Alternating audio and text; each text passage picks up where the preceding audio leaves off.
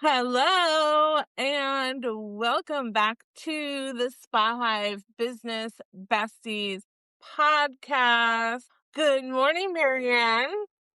Good morning, Julie. Good morning to our listeners. Well, you caught us while we were just talking about Marianne's. Yeah, so anyone that doesn't know, your lines are the lines in between your eyebrows, right? And they become more pronounced as you age or, also environmental factors, right? I don't know. I don't have 11s.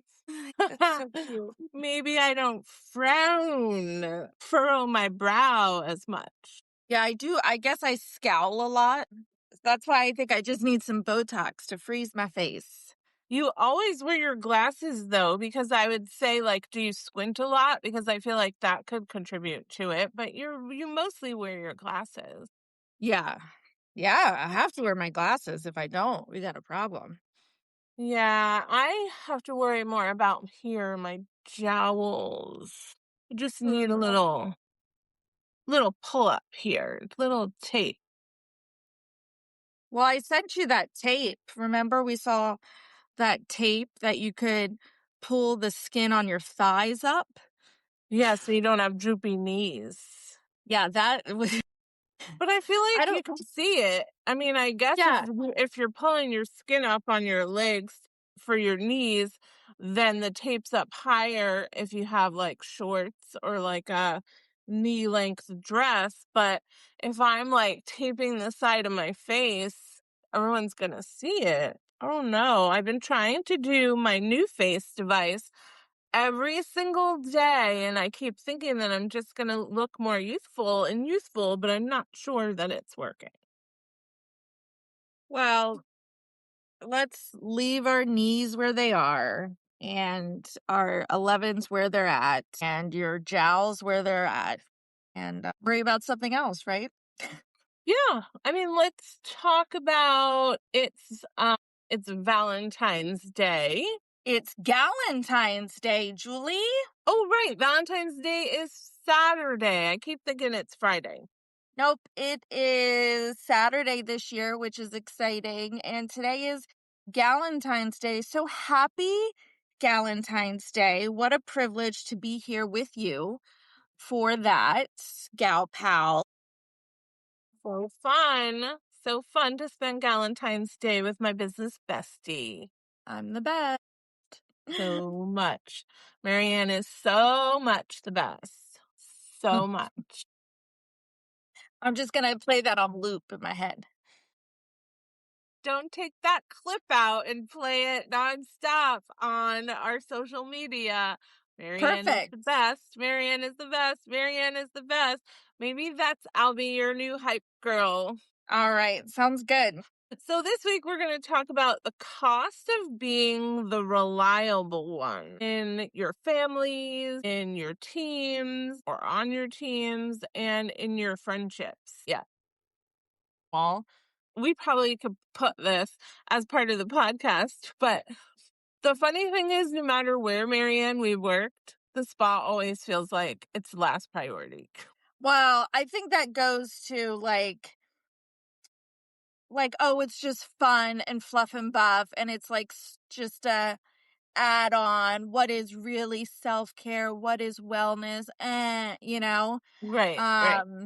They say that until you're, raking in the millions for them. So, You know it. They say mm-hmm. it because that's the cost of being the reliable one. Yes. So I'm sure people out there can relate that, at work, I find the people that are the most reliable, that do the most work, that you don't have to micromanage, you don't have to question, you can just rely and trust no matter what position they're in.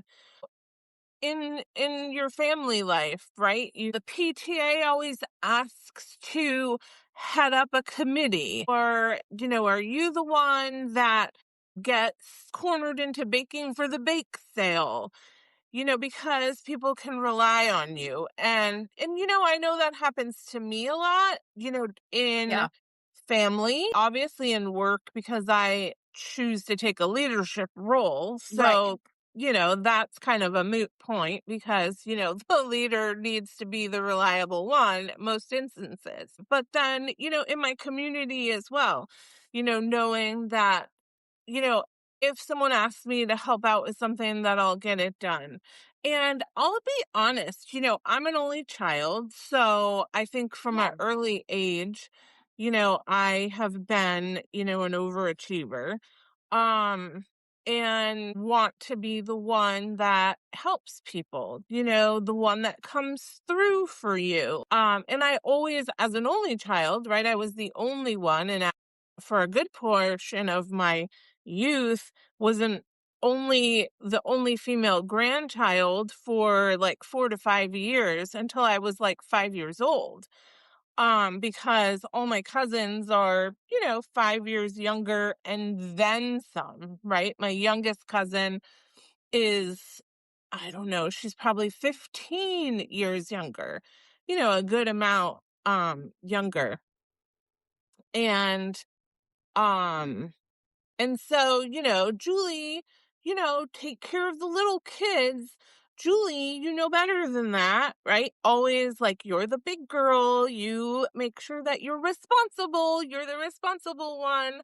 And so sometimes I will say in my adulthood, I will sometimes rebel and be like, nope, yeah, sorry. Sorry, I said I'm coming to that, but I'm not now. Sorry. And Mm. I don't want people to think that I'm not reliable, but it's also like I'm like, I always do that thing and I'm not doing Yeah. that thing anymore, and kind of rebel against it. But it's something in my career. And Marianne, you were the reliable one at one of the spas, probably two of the spas that we worked together. Mm. So I consciously try. And when I teach leaders and managers, I try to consciously let them know and to be cognizant, like be aware of the fact that we do this to the reliable ones. Yeah. And oftentimes it's unfair, and there'll be people that are in the same pay grade and probably people listening to this episode, right? That are like, yes, I do more than all my coworkers and my boss gives me more work because they know I could do it and they know I can handle it. And that's a flaw oftentimes in management styles. And I'll tell you, I still oftentimes do it and have to catch myself because you just have your core group of people that no matter what, no matter what's going on, they're going to get it done. And you rely on that. And then oftentimes you let the people that are not as reliable, not as skilled, maybe in the same pay scale, maybe in a higher pay scale, skate by with the bare minimum. And in the end it's good to teach the people, more skills, right? So if you're a person and you work in payroll, right, and they're giving you all the work, right, and your boss is going out to lunch every single day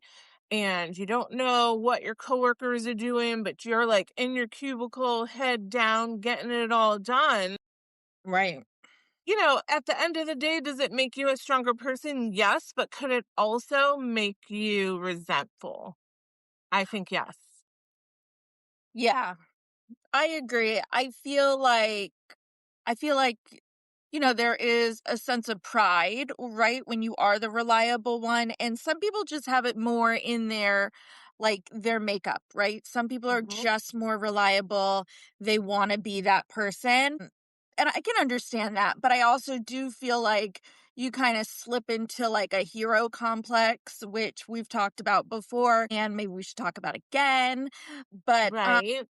but at what cost, right? So that's the question. Is it reliability or is it self-abandonment? I don't know. Yeah, I don't know either. I mean, I will say, as a person that struggles with, I don't know if it would necessarily say being the reliable one, but a high achiever, right? And feeling like if I'm not achieving something, if I'm not moving forward, then I'm doing nothing. That's something that personally I've had to work on, right? And continue to work on. But I think being the reliable one, does it take, an invisible toll on us? It creates, you know, exhaustion. We talked about resentment. And so how can, the reliable one, right? Because a lot of us have that hero complex, but how do we, tell ourselves, like, I want to say self forgive.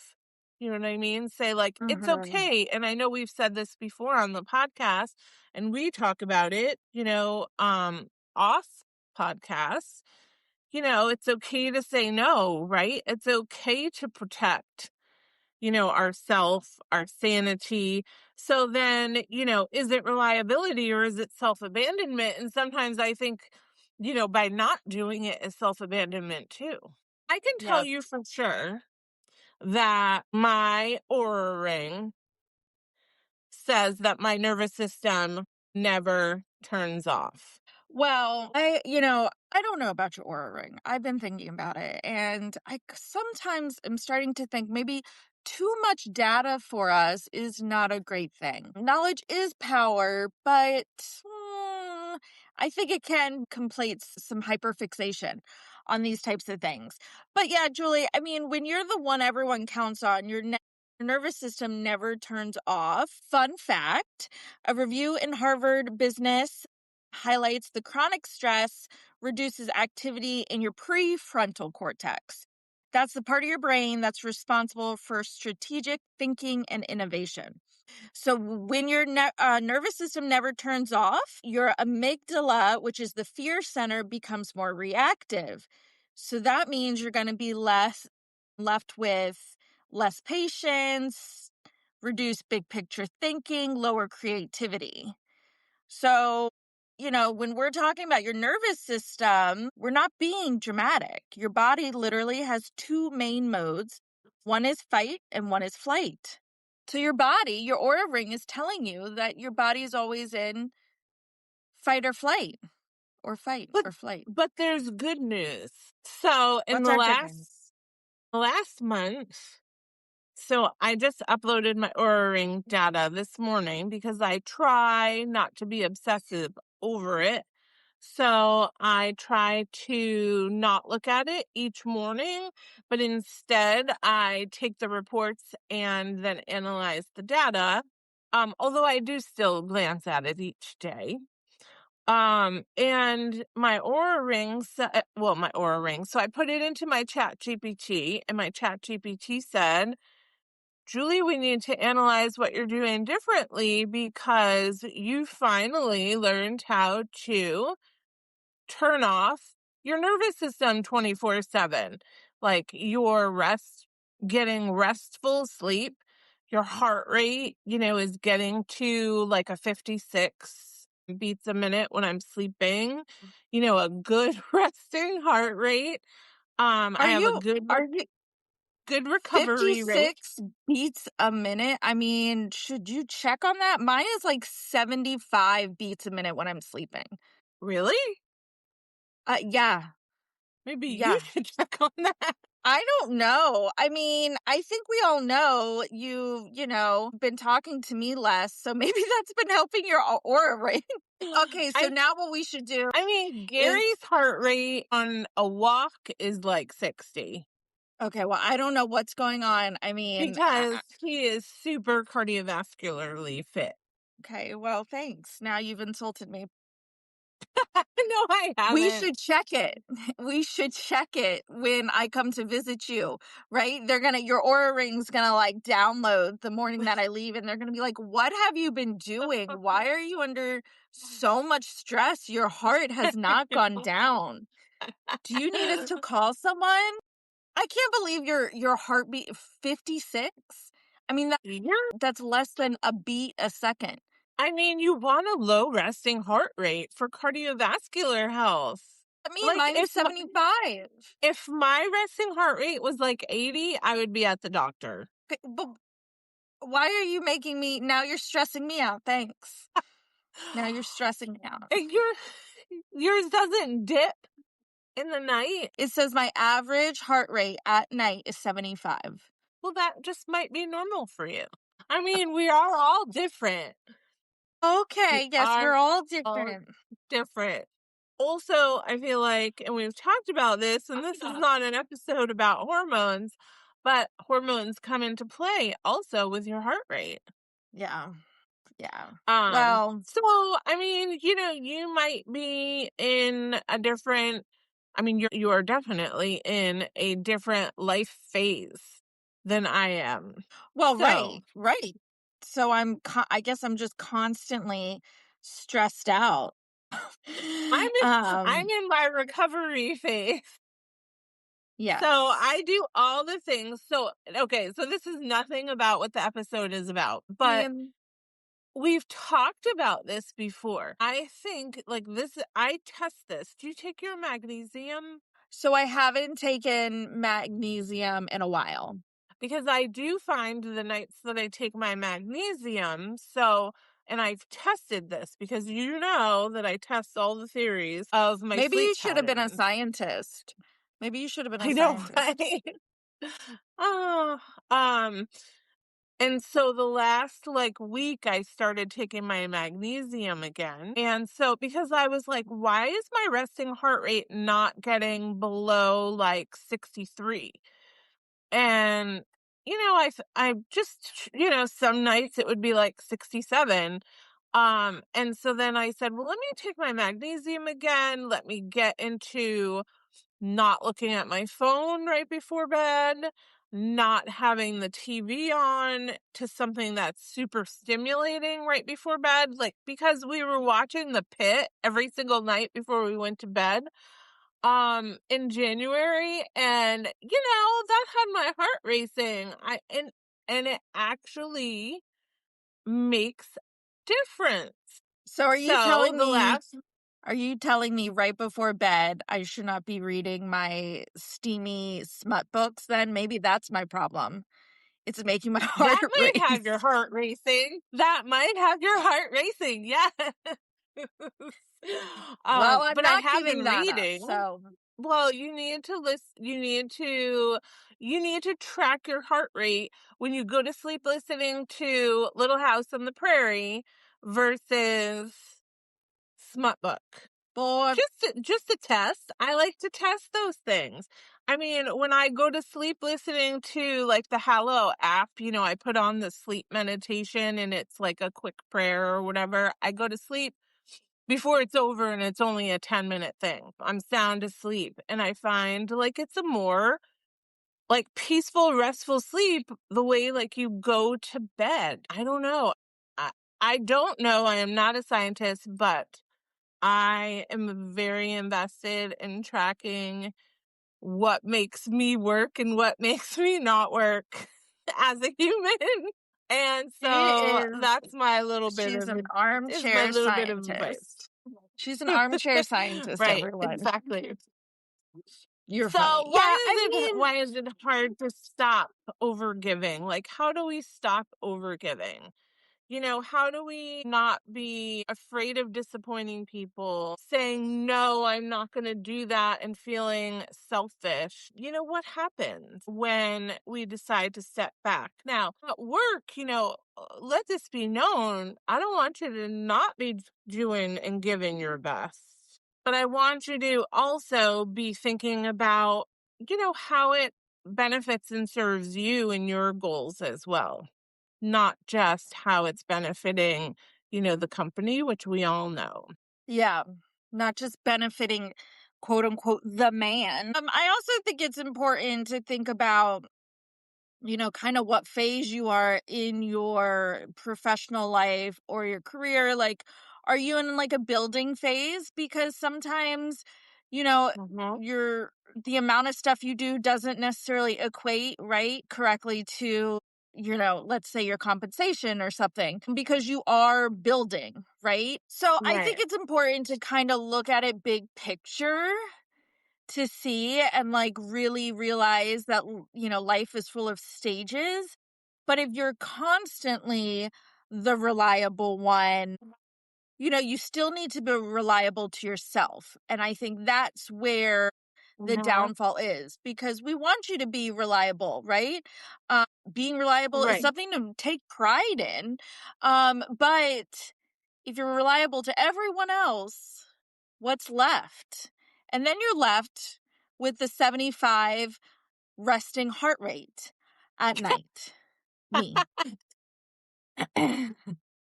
Well, and I also think that it's a delicate balance because being overly reliable sometimes teaches other people that they can be under responsible. Like, "Oh, I'm not Ooh, going to worry yes. about it because, I know Marianne's going to take care of it. I know so and Yeah, so's going to take care of it. Hey, if I can't pick the kids up, I've got this bestie, right, that I can always count on, right. or picking the folks up at the airport, like we can rely on this person in our family to always come through. And sometimes, if it's at their own detriment, right? And that may or may not be you, listeners. And then you do stress yourself out. Right, exactly. So I think, think about it, ask yourself, I think it's a good question. Where am I in my life? Right. And, why am I uh like the default fixer all the time? And, why am I always stuck being the strong one when sometimes I feel like I need someone else to be the strong one? And so being sure to, like, with your close friends and your family, try to ask for, the things you need that will help you so that you don't get burnt out. The glue that holds all together suddenly comes all undone. Yeah, I mean, when you're always the shock absorber for everyone and everything, your body never unclenches.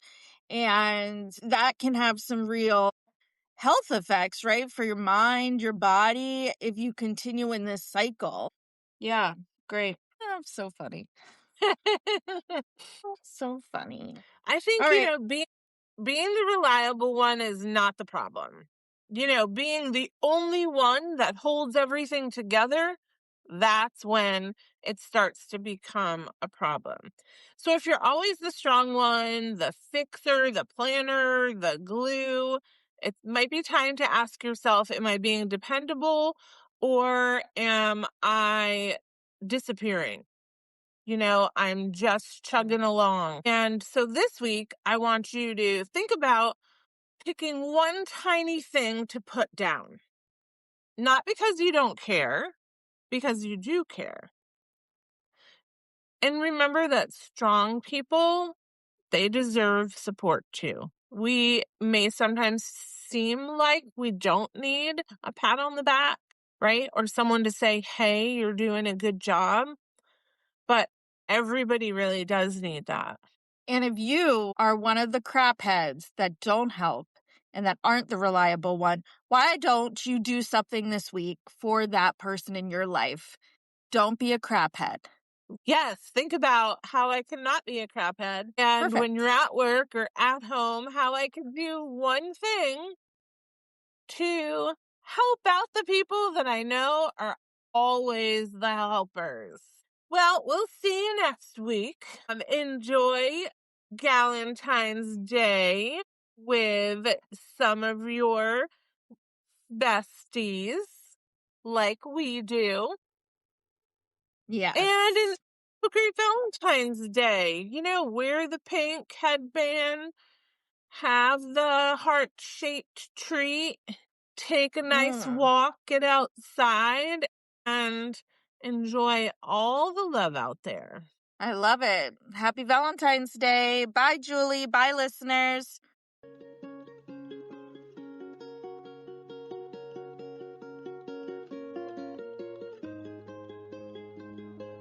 If I've piqued your interest, even just a little bit, about the Spa Hive, good news. You can learn more over at our free Facebook community.